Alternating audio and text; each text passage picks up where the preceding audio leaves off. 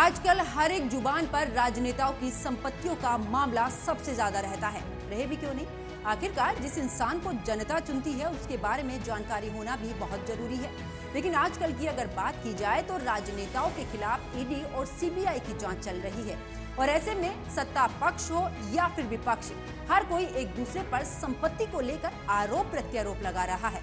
और इसी कड़ी में आज हम आपको ये भी बताएंगे कि आखिरकार मोदी सरकार कितनी ईमानदार है, उनके मंत्रियों के पास कितनी संपत्ति है।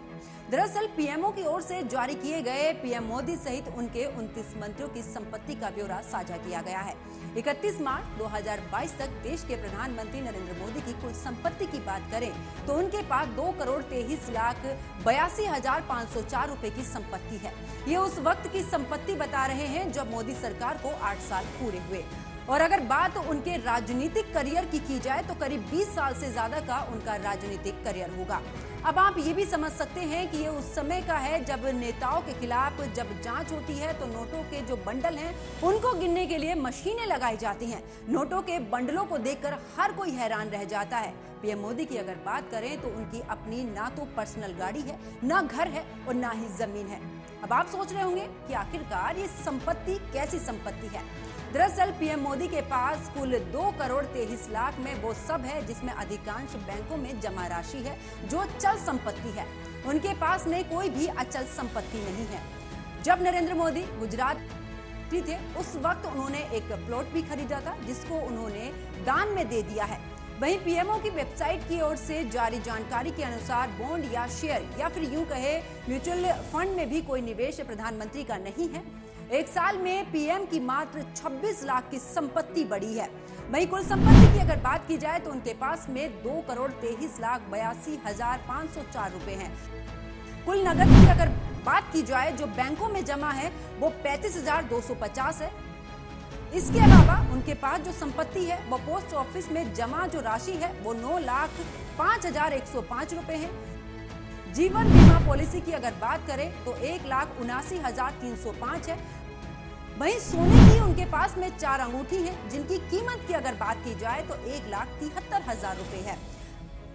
वहीं पीएमओ की ओर से प्रधानमंत्री नरेंद्र मोदी के मंत्रिमंडल के अन्य मंत्रियों की संपत्ति के बारे में भी जानकारी दी गई है, जिसमें रक्षा मंत्री राजनाथ सिंह के बारे में है जिनकी संपत्ति की अगर बात की जाए तो 31 मार्च 2022 तक 2,54,00,000 उनकी चल संपत्ति है जबकि 2,97,00,000 उनकी अचल संपत्ति है।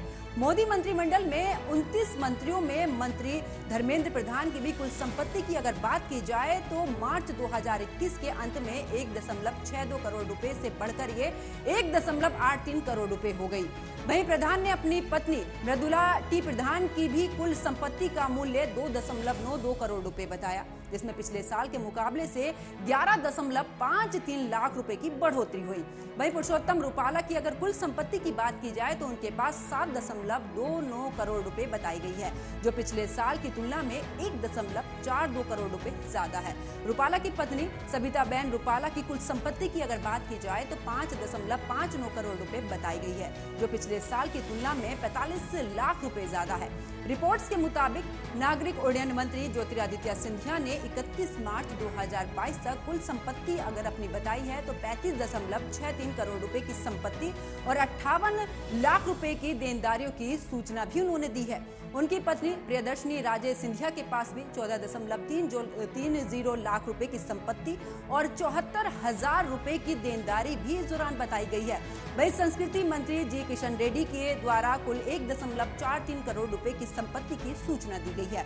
रिपोर्ट में यह भी कहा गया है कि किशन रेड्डी ने अपनी पत्नी जी काव्या के नाम पर 8.21 करोड़ रुपए की चल और अचल संपत्ति के साथ में 75.16 लाख रुपए की देनदारी भी बताई है। तो जिस तरीके से मोदी सरकार की अगर बात की जाए तो मोदी सरकार में प्रधानमंत्री नरेंद्र मोदी के पास इतनी संपत्ति है कि एक प्रधानमंत्री की अगर बात करें या फिर दूसरे मंत्रियों की बात करें तो उसकी अगर इन दोनों की तुलना की जाए तो प्रधानमंत्री की संपत्ति बेहद ही कम है। लेकिन जिस तरीके से विपक्ष लगातार मोदी को लेकर तमाम तरीके के आरोप लगाता है, तमाम तरीके के घोटाले के आरोप लगते हैं, लेकिन पीएमओ की तरफ से जो लिस्ट जारी की गई है उसमें इतनी ज्यादा संपत्ति के बारे में नहीं बताया गया है। तो आपको हमारी ये जानकारी कैसी लगी कमेंट करके जरूर बताएं।